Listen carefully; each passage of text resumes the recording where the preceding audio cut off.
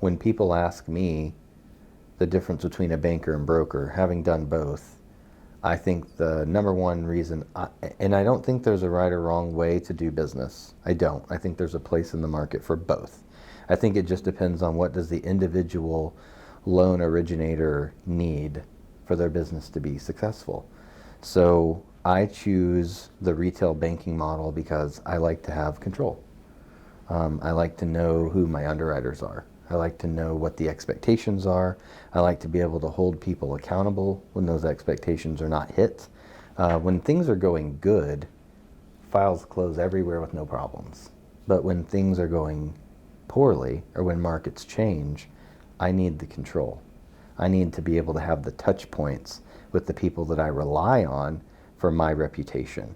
And if that is just a company that has a stock symbol, I'm not comfortable with that. That doesn't make it wrong for someone else. And I think maybe an individual LO that's going at it alone, trying to close 2 or 3 loans, broker could be fine, right? There's not a lot to manage there. But there's a reason that most of the mega producers do not function in that model. And I think it is because they want to have control and they want to have the ability to scale a business that's built on relationships and trust. And it's really hard to build with a company. For me, it's hard to build that with a company that has to answer to shareholders versus someone that I've worked with for 6 years and I know their family, I know their husbands, I know their kids, I know their hobbies, like I know them and I know that I can depend on them. And those type of relationships are important to me in business. Right. And I'm sure that there are instances that you can get that on the broker side, but I know what I have here and I'm not willing to give that up. So coming into the business in 18 and being acquainted with it even before that, what makes you choose being on the retail side versus potentially broker? It was, I really knew more about the retail side than I did the broker side, so really didn't look into the broker side a whole lot. I needed the support. I wanted the support. I wanted the relationships, and so that's kind of what guided me to the retail side. Wanted to be able to know who I was working with on a daily basis, build those relationships, and be able to provide the best service I could for my clients. And I felt like that was going to be the best way for me to do that. Yeah, I agree. Another point to be made is I have done both.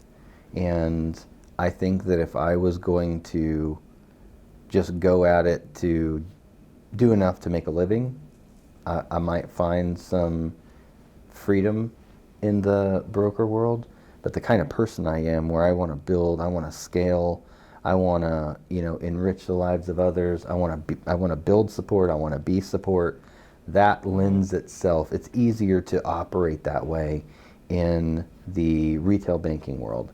If you notice, no one has scaled the broker side into any type of why that can't be done.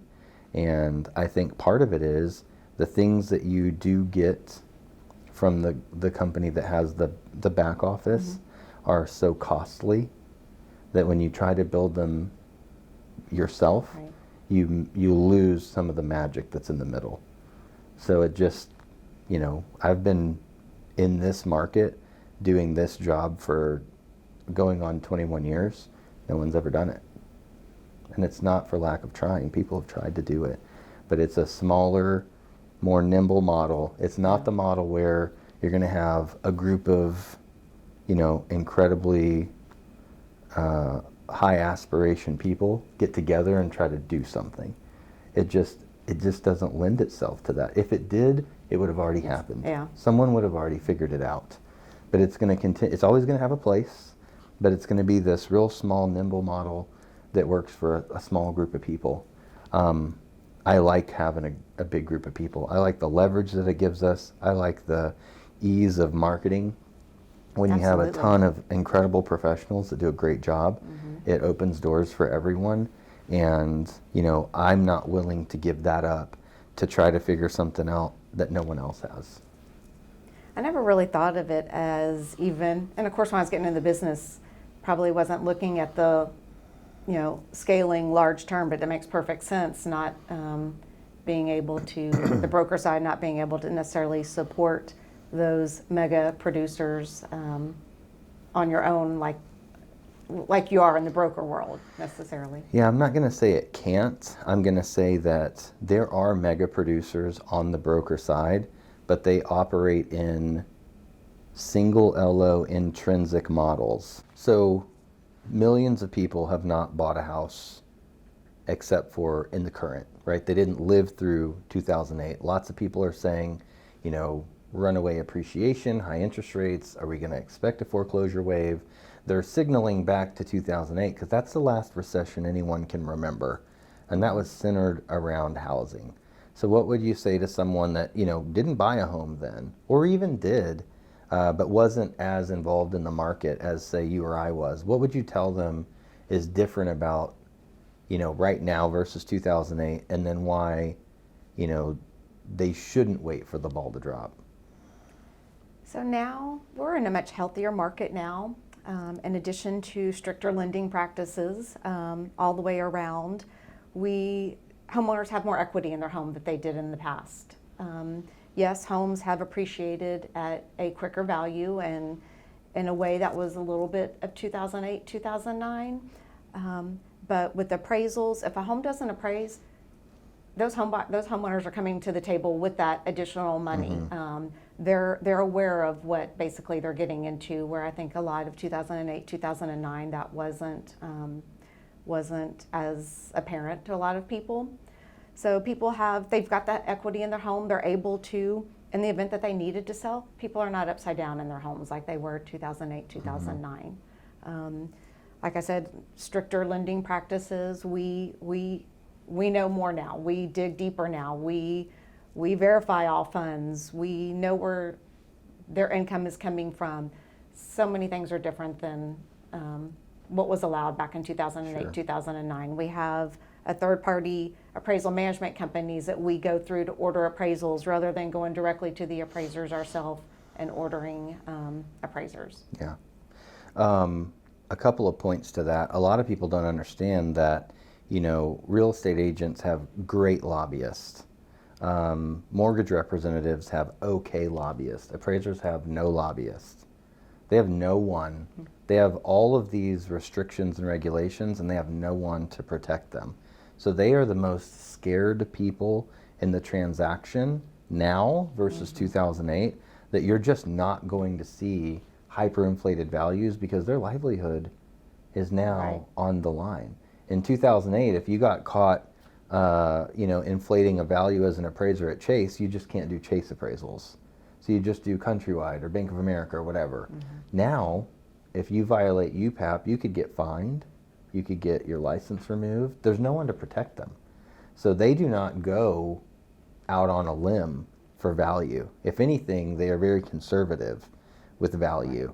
And I think that is one thing that is completely different than 2008. And then the other one that I was kind of joking about with you earlier is in 2008, you could hide a lot from me as long as your credit was good. You could hide your real income. You could hide your real assets. You couldn't hide $5 in your Venmo from me today. It just doesn't work that way. That's so true. The way that we verify the information that is given to us up front takes a lot of that out of the equation. And to your point about equity, so Americans having the most equity they've ever had right now plays two parts. Number one, we avoided a potential real estate crash during COVID that no one's even talking about, right? We had 11% of all mortgages go into forbearance, right? Most of them didn't even know what that meant. Right. Then they came up 6, 12, 18 months later needing all of these payments. If they didn't have 14, 20% appreciation, these banks would not have been able to redo and modify their loans to put those in. So without that appreciation that everyone's griping about, we could have been staring in the face a real economic housing crash based on a high foreclosure ratio that the only reason it didn't come up is high appreciation. So anyone that's paying higher prices right now, you should do it with a smile on your face, because in the absence of that, we could have had a true foreclosure meltdown, because 11% of all people going into forbearance, it only takes about a 3% foreclosure ratio to tip the market. So if you would have gone 3 times that, every mortgage servicer that isn't a FDIC bank would have gone out of business in the entire country. And the only reason that did not happen is because we had high appreciation that allowed those people to roll those payments in. To make those loan modifications and be able to continue on with their mortgage. Mm-hmm. If home values would have gone down, we would have had a potential economic collapse. Right. So appreciation bailed us out of something that no one even was paying attention to. You know, the question that we get a lot is, why now? Why not wait? Right? And some of that plays into what we were talking about earlier with, there's likely to be a recession. Historically, home prices don't go down in a recession. We know that. One of the things that I've been trying to help people to understand is switch your mind to focusing on how cheap can I get into the home versus what's my payment. Because we know at some point interest rates will come down. They're going up on purpose, right? It's to slow down the economy to fight inflation. It's supposed to happen. Believe it or not, this is part of the plan, okay? So we know they're going to go back down. But if you can, we're getting seller concessions on 60% of the deals that come in now, right? So if you save $8,000 on your upfront money, but you're paying $200 more a month, that's like 40 months to break even. You're not going to be in this loan. Some of you won't even be in the house in 40 months. So focus on, we're keeping a lot of cash in your bank right now, which is where you need it anyway. Just pay the extra $200. It's not that big of a deal. Right, absolutely. You're keeping all the extra cash in your pocket. So as long as you're finding those deals, and they're there, they're there to be had. Sellers are giving seller concessions. So if you go find the deal where you can get concessions and bring your cost of entry into the home down, focus on how much you saved, and then divide that by how much you're paying extra. You're likely going to make out ahead. Right. So this is a really good time to buy, as long as you pay attention to what's important financially.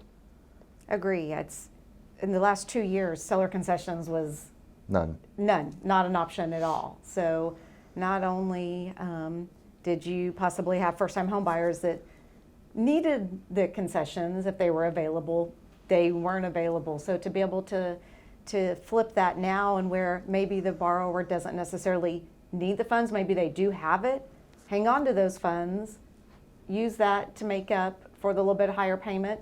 When rates come back down, use those funds to refinance. 100%. Yeah. So if you look at it, everybody that buys right now that takes advantage of a lower cost of entry, here's how they win and you lose if you wait till spring. If I save 10 grand right now and my payment is $200 more a month, I have 50 months to supplement my extra payment with the cash I saved up front. If I wait until spring, let's just say rates go to 4.5 in March, which they're not, but let's say they do. Home prices are going to start going back up. You're going to be competing. You're going to have to pay the extra 10 grand. So now you're out 10 grand. You probably paid 10 to 15,000 more for the house.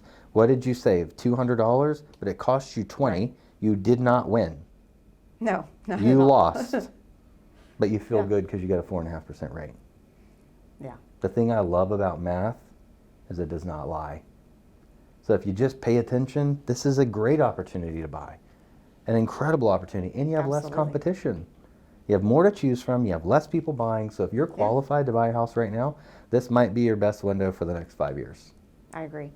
If you are comfortable with the monthly payment right now, there's no reason not to buy. Even if you were only comfortable with the $200 less, if I save you 10 grand, just take 200 from there every month. Yes. And then I guarantee you, I'm going to call you to redo your loan before this runs out.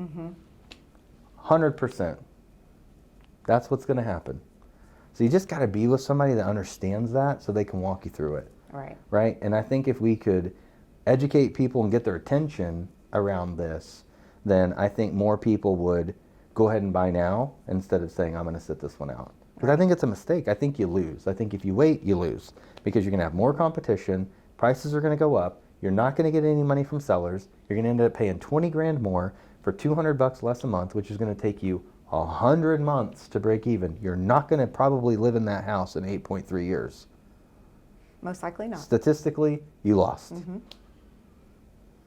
My very first job that was sales, I was not very good at, because my personality by default is not a sales personality. It's a systems personality. So I had a really good mentor that helped me understand that. And so my very first job was selling motorcycles. Okay, I loved it because no one walks in the door to a motorcycle shop that doesn't want to buy one. But I was still pretty terrible at it. Even knowing that that's exactly what they came there to do, they took time out of, it's a Thursday at 12. You took time to go into a motorcycle shop, and I can't sell you one because I'm terrible at my job. So my mentor was like, you need a system. So we came up with a, open, learn. They'll kind of point you to what they're looking at. They know what they want to look at. Just follow, listen, ask correct questions, and then all the way through to like a close, right? So then it becomes a learned behavior. And then I got really good at it. And from there, one of the guys that I really looked up to in that job started doing mortgage loans. Like, he left. I was like, he'll never leave. He's doing amazing. We're 21 years old, making $60,000 selling motorcycles. When I get bored, I go ride a motorcycle. Like, what is cooler than that job, right? That's a cool job. But then I get engaged, and then we're gonna have a baby, and I'm like, okay, I have to get a real job. And so he had been doing mortgage loans. He's like, hey, come do an interview. Same thing, not very good at it, But I remembered, like, okay, I got to make a system around it. So I come in 2002, and a whole different landscape than it is now, right? It's all lead-based. It's all very much like lots of cold calling, so making systems, processes, etc. Some of the same stuff I use today because it just works.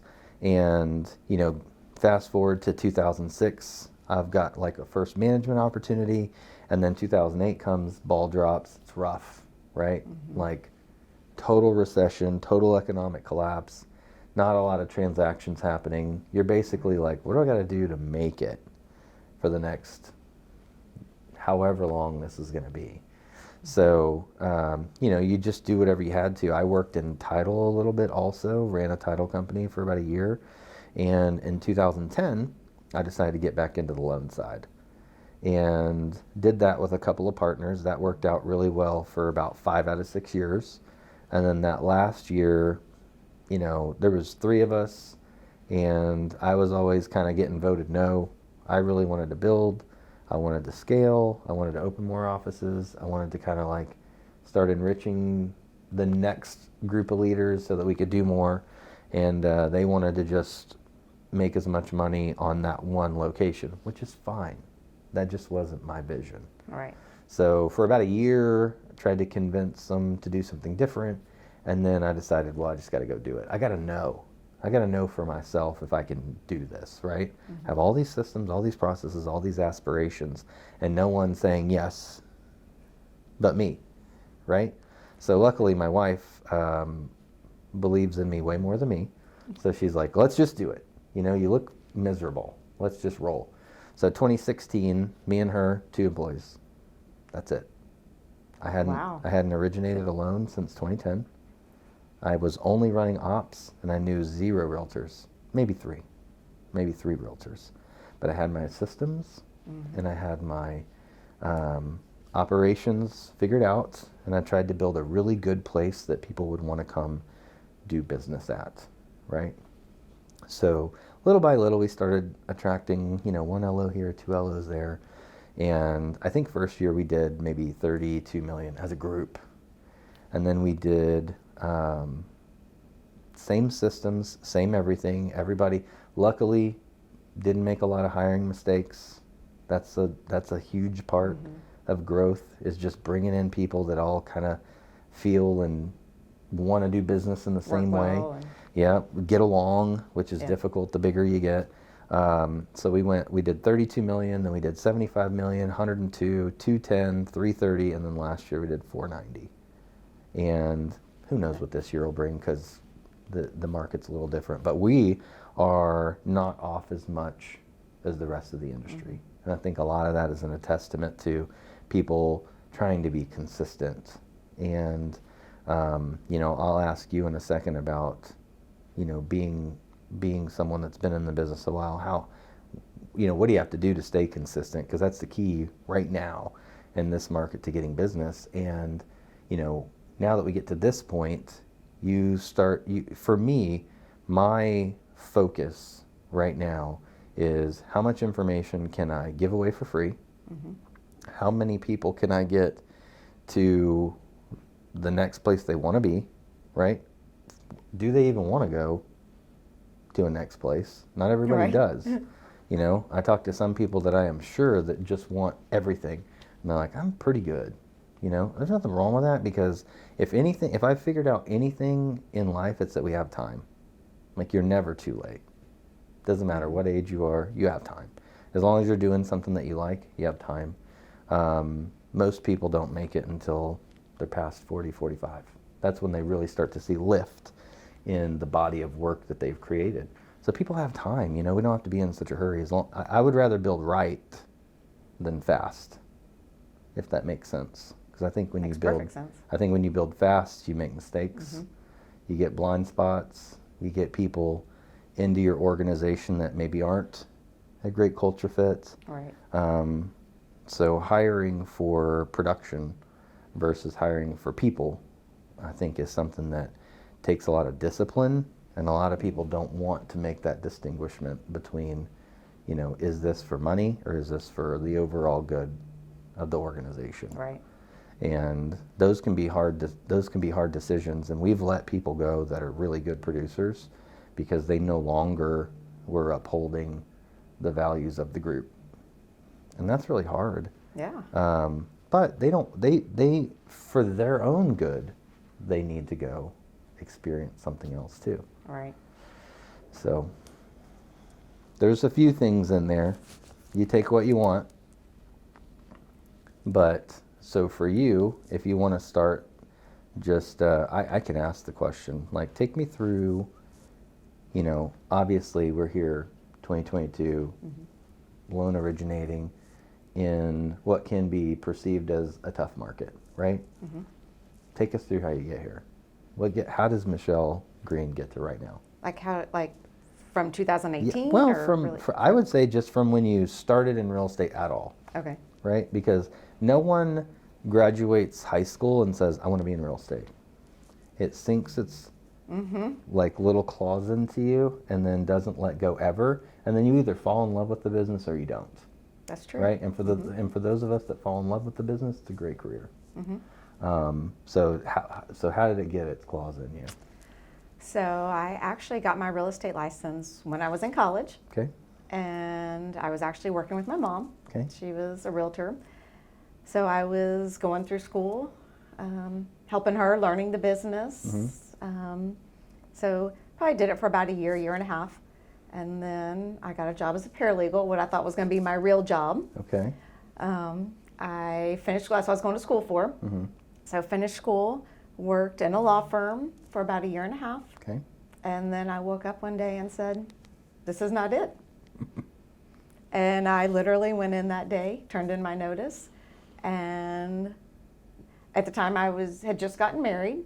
So I knew I couldn't go back to real estate and I didn't have that emergency fund that you need to get into real estate to be able to pay your bills when you're first starting. So, but I knew I wanted to get back into real estate. I love relationships. I love helping people. So I actually went to new home sales. Okay. And I did new home sales for 7 years. That's how I got back into real estate. Loved it. Loved new home sales. Loved the company I worked for, helping my clients. But then I got to a point when my kids were starting elementary school, weekend activities, that kind of thing. Yeah. And it wasn't in new home sales. You don't take clients when you can show. We were there 10 to 7. They walk in. Yeah, they walk in. I was there Thursday to Monday was my schedule, and 10 to 7. So I left real estate for a little while again, opened my own business, Thought that was going to be easier and less time constraints. That was not the case, Exact but that's okay. opposite. Yeah. That's okay. It was a lot of fun. It was a lot of learning. And then when I was ready to get back into real estate, I don't know, something I started thinking about it, and I was like, I like the mortgage side. Like, even when I was in new home sales, I was very familiar with the loan side, and I would, when customers would come in, we would talk about loan options. And of course, while I didn't make that decision, I did run payments for them, give them, what to kind of expect. So we would talk about different loan options. So when I came back to the real estate field, I decided to give mortgages a try. And for me, it's relationships. I love building relationships. I love working with people. I'm kind of like you. I don't feel like I'm a natural born salesperson, but I do love going out, meeting people. I love educating, helping people. For me, especially first-time home buyers, I have so many people that call and say, I have no idea what I'm doing. Like, we don't know anything. And I'm like, that's what I'm here for, is to make sure when you start looking at homes, you know what to be prepared for. Right. You know how much, you're going to know your loan options. You're going to know how much money is going to take to get you in that new home. You're going to know what your monthly payment is, and you're going to know what the process is like. Yeah. And for me, my job doesn't end when the home closes. Yeah. I check in with them, once to twice a year, make sure everything's going well, see if they have any questions. For borrowers right now that rates are a little bit higher, I've let everyone know we will be in touch when rates come back down. Let's get you into that mortgage. It's going to be a better fit for you. Yeah. When that's a plan. available. So, Yeah.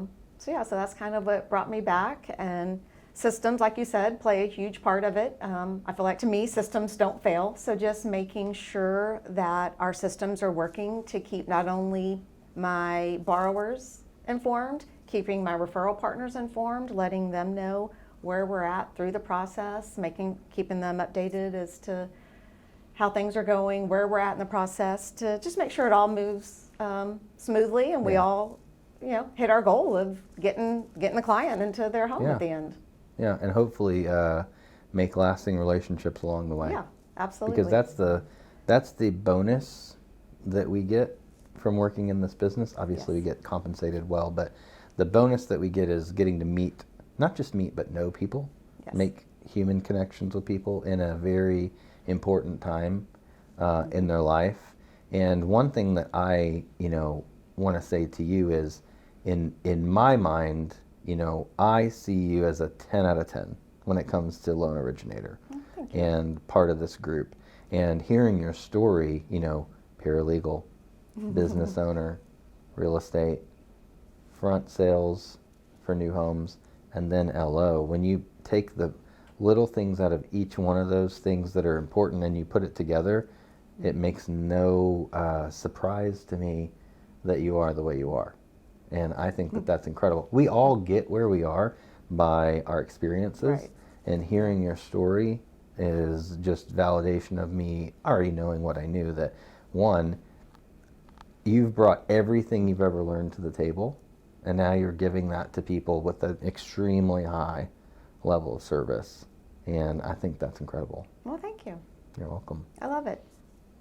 So in our job, we're required to know a lot of things. Guidelines, products, pricing, where do I go for this type of loan? If I have this exact situation, how do I get that done? And, I'm a pretty level guy. I don't have a lot of highs and lows, but when I get excited is when we start talking about systems, or we start talking about, passion, or we start talking about things that really bring it out of me, right? Because inspiring people and then teaching them to get from, 1 to 3 to 5 to 7 transactions, that's what gets me fired up, right? So I'm pretty level. And you can ask me a very specific question about a VA loan, and I'll know the answer, right? And I'm passionate about veterans, so maybe a little bit of passion comes through. But if you come to me and say, look, I'm hitting a ceiling at four transactions a month, and I need your help to get to 7, I freaking jump out of my seat excited because I'm like, yes, finally, something like let's go like right now. Like let's dig into this. Like show me everything. Let's tear it apart and fix it and put it back together and like make something better that's different. And people need to understand that systems are not set in stone. You know, they never have a bad day, but they have to be fluid. When you grow, things change. Absolutely. Roles change. Expectations change. How you flow your business changes. It's all the same A to B, right? But how you get there changes. And that is what I get fired up about. I get knowing the things, you have to know the things. Right. But everybody has that thing that's like, if we get on this topic, like you're going to get 150% of like my energy because I am like gung-ho excited about doing that. This is where I can help you more than anything. I know the answer to whatever guideline you want, but if this is what you want, like I'm in. And get ready because we're going. Oh, this I know for sure. Because I've been in your office for this. I love it. I know. Like I cannot stress, and again, it's because it's taught me everything. Yeah. Well, Building and creating systems has taken me from I can't sell a motorcycle to someone that wants one to feeling confident To you can sell a in motorcycle. sales environments, right? So I know that they work. And that is, I get excited about that. And I also get excited about when people are vulnerable enough to talk about like not being in a good headspace because I feel like I am kind of eternally optimistic. Doesn't matter what's going on. I'm always looking for what's good. And part of that is two things. And I mean this 100%. I genuinely don't care what anybody thinks, right? I care what my wife thinks of my integrity, and I care about my relationship in my faith. Other than that, if what I am doing is difficult for someone else, I feel bad that they feel that way, but I know that I'm doing the right thing for me, right? So that gives me a lot of freedom that other people get trapped in thoughts that maybe I don't. So trying to help them understand and see that. And then the other day I was watching TV and it was the weirdest thing because I'm watching it's on in the background and it's like sci-fi or I don't even know what channel it was, but they like zoomed out and they were like, this is the perceivable universe. And then they were like, this is you. And then they kept scrolling in until you could actually see Earth. And I was like, what the hell am I worried about? You know what I mean? Like in that moment, I was like, I don't have anything going on. You know, like it's all relative. It just doesn't matter. Like if it's not going to matter in 5 years, who cares? Like, very good point. Give it 4 seconds, whatever, you know, let it pass and then go. I just think that we just get too caught up in caring about what other people think that really have no bearing on whether you're successful or not. Right. Right? And then getting caught up into the fake world of the perception of social media. You know, like this seems to be going this way. Well, that doesn't mean anything. And how does it affect your ability to do your job? 0%. It does not. And I think people just get trapped. And I think that COVID has made it easier for people to get trapped because they're at home. They're at home and they're isolated with their thoughts. And I think that people need to get in front of other people and have a conversation with other adults that are not yourself, because your internal monologue, if you've been home for 24 months in a row, who knows what you've allowed yourself to believe, or who knows what you've allowed yourself to take. You're not even the same person anymore in here, because you've changed what you allow people to say to you, do to you, treat you. Everything changes when there's no face-to-face. Right, those relationships, those talking, being around, socialization, being around other people. Well, and so much of what we let get in our head and that we worry about, and 90% of it doesn't happen anyway. So we spend more time worrying about what could happen or what's going to happen rather than focusing on what we should be doing. One of the things I've had to do in the last 2 weeks, and this is a true story, and I just recently had to do it, and it's kind of emotional, but someone that I've known for 10 or 15 years, they're in a headspace right now that I can't help them with, and every interaction I have with them is anger and hate. That's what I feel when I interact with them. And I had to tell them that gonna pray for you because you have so much anger and hatred on your heart. But I am sorry, but I cannot have someone like you in my life right now, because I've tried, right? Now I have to just pray about it, and I have to be removed from you. Right. Because I cannot have a person like that in constant contact with me. I just can't. Because I'm not going to allow myself to feel that way. It's not fair. It's not fair to my wife. It's not fair to my kids. It's not fair to anyone that I interact with to let someone else bring me to a headspace like that, because you can only have a certain amount of people around you, and you can't have that type of energy. And I really want this person to get out of that space. Right. But it's hard to tell someone you've known that long, like, It is I hard. can't be in your life. And it's hard seeing someone that's close to you going through that. But at the same time, when you've tried and they're not necessarily able to get out of that headspace, then it's bringing everyone else, putting everyone else in a bad headspace when you're around them. Yeah. And then the hope is, even though it's extremely painful to do, the hope is that comment where you have to cut it off is a wake-up point for them. You hope, and I'll continue to pray and observe from a distance, but I can't be that close to someone that's in that place. So last night, this is a true story. Last night, sitting on the couch with my husband, he has a very good friend, 25 years, and had a hard life. I mean, things have not always been easy. A lot of it, unfortunately, he's just brought on himself. But we actually had the same conversation last night. My husband said he had talked to his friend and told me some things going on, and I said, you've done everything you can. I mean, unfortunately, there's nothing we can do that's going to change it for him right now. And if there was, I would do it. Sure. But we can't. You can't let it get in your head. You can't let your thoughts go to where his thoughts are. You have to wish him the best and pray for him. But it's kind of time to step back from for right now. Yeah, it's tough. Yeah. The way that I was raised and the way that my mom taught us to love people, I am the king of seventh chances, right?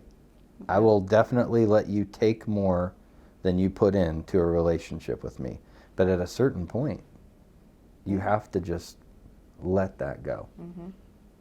And it's one of the hardest things in the world to do.